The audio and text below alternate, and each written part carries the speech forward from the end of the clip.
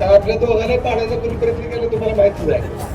त्यामुळे आपण इथं आलोय ना, काय ना, बरोबर आहे का नाही?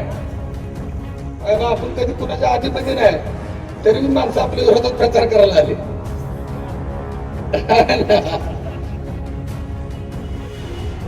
आज या ठिकाणी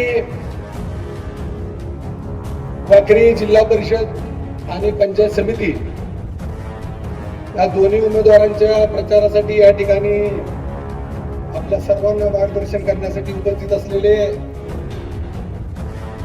आपले नेते, जॉईंट किलर आमदार अभिजितदादा पाटील, आपल्या सर्वांचे लाडके नेते, विठ्ठल परिवाराचे नेते, तीर्थक्षेत्र विकास आघाडीचे प्रमुख आदरणीय भगीरथदादा बालके, आपले मार्गदर्शक पंढरपूरचे माजी नगराध्यक्ष नगरसेवक नागेश काका भोसले, स्वाभिमानी शेतकरी संघटनेचे जिल्हाध्यक्ष माझे मित्र तानाजी काका बागल, राष्ट्रवादी महिलाच्या जिल्हाध्यक्ष वर्षाताई शिंदे,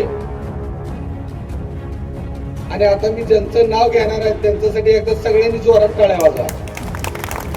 त्यांनी खरंच त्याग केला असे माझे सहकारी मित्र संग्रामदादा गायकवाड,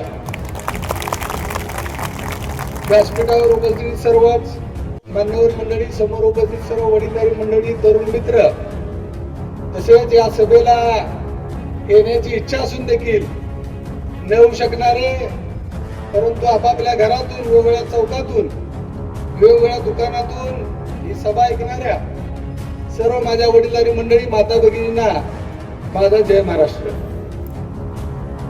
वेळ खूप झाला, मी एक दोन शब्द बोलणार आहे.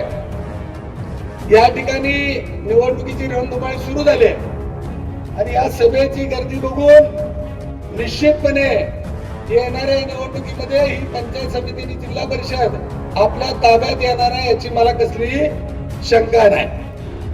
त्यामुळे निश्चितपणे आता आपल्याला शुभ शकून आहे, कारण पंढरपूरच्या नगरपालिकेत त्या लोकांनी जंग पछाडलं होतं, परंतु पंढरपूर शहरातल्या सगळ्या जनतेने आपल्यावर विश्वास ठेवून पंढरपूरची नगरपालिका आपल्या ताब्यात दिली. नुसती ताब्यात दिली नाही तर महाराष्ट्रामध्ये सगळ्यात जास्त मताने, रेकॉर्ड ब्रेक अशा मताने आपल्या नगराध्यक्षाचा विजय झालेला आहे. आणि त्यामुळे आपल्याला शुभ शकून आहे. आणि त्यामुळे या पंढरपूर तालुक्यातील सर्वच्या सर्व पंचायत समिती आणि जिल्हा परिषद गट आणि गण 100% विजय होतील याची मला खात्री आहे. आता राहिलेल्या उमेदवारांबद्दल बोलायचं, कारण आता परिवार, आज अनेक लोक परिवार बद्दल बोलतात, विठ्ठल परिवार आपला. आता मग दिलीप धोत्रे कधीपासून आहे, तुम्ही बऱ्याच लोक सगळेजण मला म्हणत की आदरणीय वसंतदादांपासून मी या सगळ्या लोकांबरोबर आहे का नाही, जुनी माणसं बसलेत.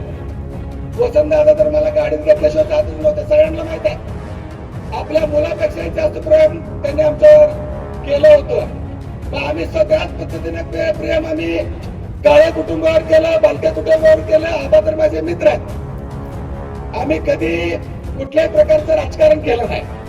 आणि मग जर तुम्ही परिवार म्हणताय तर परिवारातला जो दिलीप धोत्रे पहिल्या दिवसापासून तुमच्याबरोबर आहे, त्या दिलीप धोत्रेचा पराभव करण्यासाठी तुम्ही त्या ठिकाणी प्रचार फेऱ्या काढल्या, त्या समाधानदाना काढणी प्रचार फेऱ्या काढल्या. लाज वाटली नाही का तेव्हा? मग त्यावेळेस परिवार कुठे गेला होता? मग तुमच्या मनात काळा कपट आहे. त्या ठिकाणी नागेश काका भोसले निवडून येऊ नये म्हणून त्या ठिकाणी तुम्ही जंग पछाडले. त्यावेळेस तुम्हाला आम्ही परिवारातली माणसं वाटली नाही का? आणि मग आता तुम्ही परिवाराबद्दल गप्पा मारताय. बोलण्यासारखं भरपूर आहे. मीन काकाने जर बोलायला चालू केलं तर वेळ पुरणार नाही. त्यामुळे कसं आहे की त्यांनी आता परिवाराबद्दल बोलू नये. जे लोक परिवार मोडायला चालले त्यांना परिवाराबद्दल बोलायचा अधिकार आहे का, एवढं फक्त मला सांगा. दिलीप धोत्रेंनी, नागेश काकांनी काय केलं? आम्ही कायम परिवार कसा एकत्र राहील, कसे एकत्र येतील या पद्धतीचं आम्ही प्रेम केलं. या अख्ख्या तालुक्याला माहित आहे. आम्ही कायम प्रयत्न करत आलोय की बाबा आपला परिवार एकत्र राहिला पाहिजे. आणि परिवार जर एकत्र राहिला तर आपल्या पंढरपूर तालुक्यातल्या सगळ्या जनतेचं सुजलाम चुकल्यामुळे सगळ्या सुख समाधानी होतील म्हणून आम्ही कायम प्रयत्न करत राहिलो. जाऊ दे आता त्यांना लखला भाऊ, निश्चितपणे या ठिकाणची जनता शुद्ध आहे.